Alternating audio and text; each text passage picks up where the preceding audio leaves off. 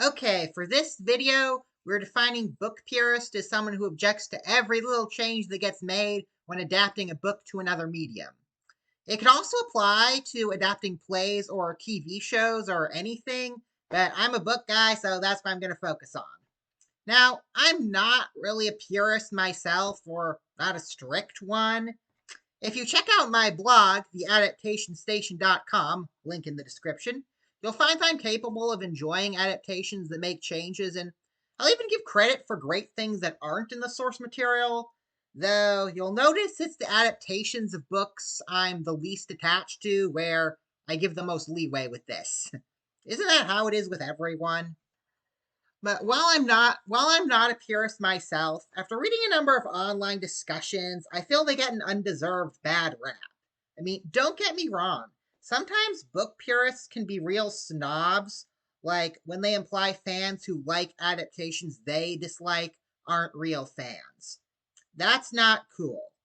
But people who defend changes can be just as snobby and self righteous in their own way. Like, I'm sick of having it condescendingly explained to me that there have to be changes for a different medium because books and movies aren't the same things. We get it. We've heard that. Now, and the reason we've heard that is partly because it's true. You do have to make changes for a different medium. For example, in a book, you can just say what the characters are like. With a movie, you need dialogue and actions to demonstrate it. But often as not, when an adapter says something in a book wouldn't work in a movie, or when a fan of the movie says that, what's really going on is that they don't even like that element in the book, which is fine. They have the right to dislike whatever they dislike.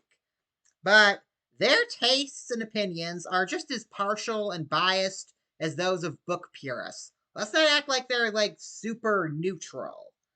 Like when they add a villain to a story that doesn't have a villain, there are movies without villains, people. They may not be at everyone's taste, but they're not impossible to make.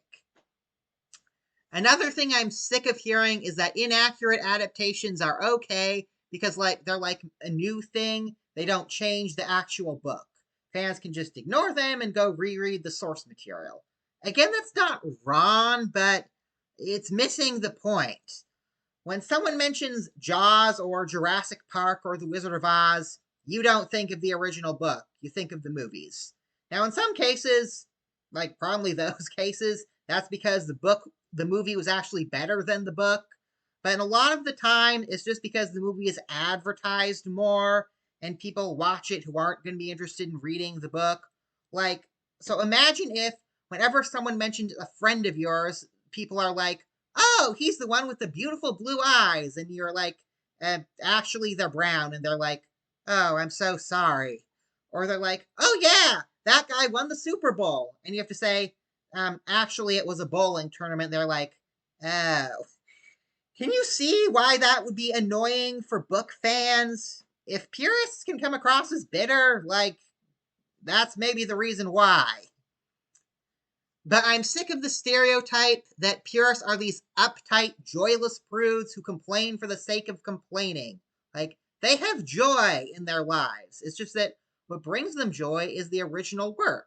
And they hope to take that joy in the adaptation too. So when they hear that the thing they love about the book isn't going to be represented by the movie or whatever, they're disappointed. Some of their complaints may sound petty, but if you take the time to listen to them, you may find that they're interesting and not irrational. An online acquaintance of mine is Rachel M. She runs this great online reading group for all of Charles Dickens' books. Check it out in the description. She's not a super strict purist or anything. She can enjoy adaptations. She loves the 2005 miniseries of Bleak House.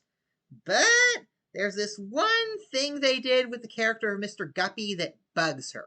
He's this goofy locklark who wants to marry the main character. Now, the miniseries is generally considered a great adaptation, and Mr. Guppy is like one of the most popular characters, so you're probably like, ugh, she finds fault with Guppy? There's no pleasing some fans. But if you listen to what her actual problem is, you might understand. It's a scene where he proposes marriage. My present salary is £2 a week, and I expect a further rise of 5 shillings. My mother has a little property which takes the form of a small life annuity. Oh, Mr. Covey, I don't understand. Miss Thomason, in the mildest language, I adore you. Would you be so kind as to allow me to make a declaration, to make an offer? In the book, he says he wants to file a proposal, not make one. You're probably like, oh, that's just one word. That's so petty. But listen, a big part of what makes Guppy funny is that he uses like lawyerly language when he's trying to sound all romantic, and make a proposal is what a normal person would say. File a proposal is not. Changing that is like saying, let's make like a tree and exit, or let's make like a banana and hastily leave. Here's another example. There's this great podcast called Talking Beasts. It's about the Chronicles of Narnia books and adaptations of them.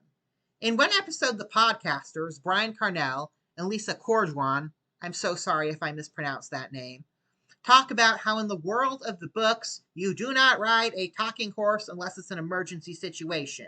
Like riding them or putting a halter on them is considered an abuse. But in movie adaptations... You all right, Philip? I'm not as young as I once was. They just ride them like it's nothing. This doesn't affect the plot at all, and a lot of people are going to be like, what's the big deal? But I think the episode makes a good case that it is a big deal. In the book, it's a big deal.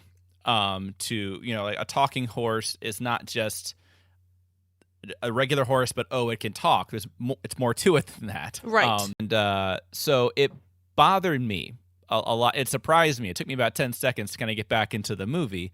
Because I guess that it's something that it's one of the many things, but it's a big one that makes Narnia feel like not such just a generic fantasy universe. Because I can't think of another. If you can think of something, post in the comments, or you can tell me, Jim Fan. I'm trying to think of another fantasy world that has both talking and dumb beasts coinciding with each other.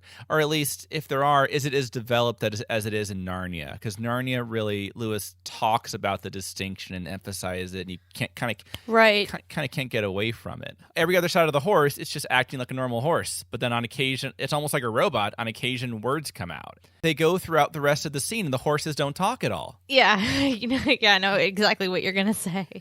They're just acting like normal horses, and if you look at them in the rest of the scene, they're just like absent, staring around, and they're not acting like a talking horse would, and they're not participating in the conversation at all. So it makes a talking horse just seem like, it's just a normal horse, but words can come out occasionally. If I was directing The Lion, the Witch, and the Wardrobe, it would be, hey, there's things about Narnia that I love. I want the movie to reflect. And one of the things I love about the world of Narnia is this concept of the fact that talking beasts are not just animals that can happen to have the ability to speak. That's not what it is. And the fact that you have both of them existing alongside each other, I think makes you ask the question, what is the difference here? Okay, I'm seeing horses in this world. One can talk, one can't. What's the real difference here? Right. And it raises a lot of fascinating questions. In my view, what Lewis is saying here is that a dumb beast is basically just an instinct machine, where a talking beast is not necessarily. A talking beast has something else where they can now be held accountable for their decisions. They can sort of look at themselves from the outside and say, should I do this or should I not? You don't have to agree with any of that, but it's not mindless attachment to the source material. Anyway, at the end of videos, YouTubers are supposed to say, like, comment, and subscribe, but my videos are on such a random assortment of topics, there's no guarantee you'll be interested in one just because you were interested in another. So I can't in good conscience ask you to subscribe, but likes and comments would be nice.